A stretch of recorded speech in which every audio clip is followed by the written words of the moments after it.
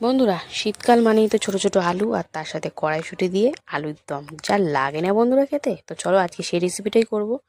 তো এই ছোটো ছোটো আলুগুলো ভালো করে পরিষ্কার করে ধুয়ে আমি প্রেশারে কিন্তু সিটি দিয়ে নিয়েছি, সুন্দর করে সেদ্ধ করে নিয়েছি। তো কড়াইশুঁটিও ছাড়িয়ে নিয়েছি, এখানে জিরে ফোড়ন দিয়ে পেঁয়াজটা ভেজে নিচ্ছি। তো আমি একটু আমিষভাবেই করছি, এটা নিরামিষভাবেও করা যায়। তারপরে আদা, রসুন, কাঁচা লঙ্কা, জিরের গুঁড়ো, ধনিয়া গুঁড়ো, কাশ্মীরি লঙ্কার গুঁড়ো, লবণ সব দিয়ে সুন্দর করে কষিয়ে নিলাম, সাথে চিনি আর গরম মশলা দিয়েছি। আর এই যে এখন দিয়ে দিলাম কড়াইশুঁটি, দিয়ে সুন্দর করে কষাকষি চলছে, একদম মশলা দেখে দেখো তেল ছেড়ে দিয়েছে।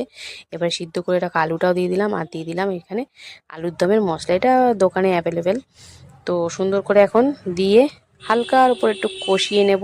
তো কাশ্মীরি লঙ্কার গুঁড়ো দিয়েছি অবশ্যই কালার একটু হালকা আসার জন্য, লঙ্কার গুঁড়ো দিইনি। ঝালটা যে যেমন খাবে সে সেরকম দেবে। এবারে যেহেতু আলু সিদ্ধ, সেই তোমরা যতটা গ্রেভি রাখবে সেই অনুযায়ী জল দিয়ে এবং সুন্দর করে এখন ফুটিয়ে নেওয়ার পালা।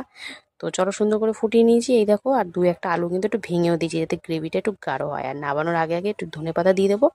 তো রেডি, এটা কিন্তু লুচি, পরোটা সব কিছুর সাথে একদম জমে যাবে। তো বন্ধুরা, রেসিপিটা ভালো লাগলে অবশ্যই লাইক, কমেন্ট, শেয়ার করো। আর তোমরা কারা কারা এরকম শীতকালে এই আলুর দমটা খাচ্ছ অবশ্যই কিন্তু কমেন্ট করেই জানিও।